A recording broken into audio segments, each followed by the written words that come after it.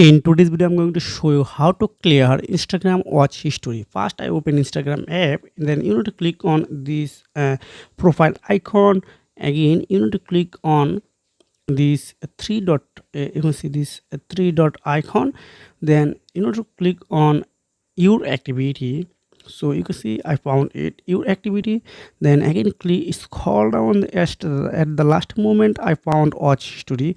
Just click here. So you can see here are some history available. So if you want to select and delete specific one, you can just hold it, all it, then newest to oldest, and everything you can filter it. But I don't need, I want to remove all the history.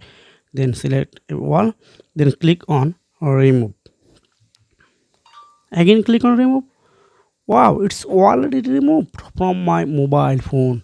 So this is the method how you can clear Instagram watch history on Android phone. So if you found this video helpful for you, make sure like and subscribe the channel. See you again, take care, goodbye.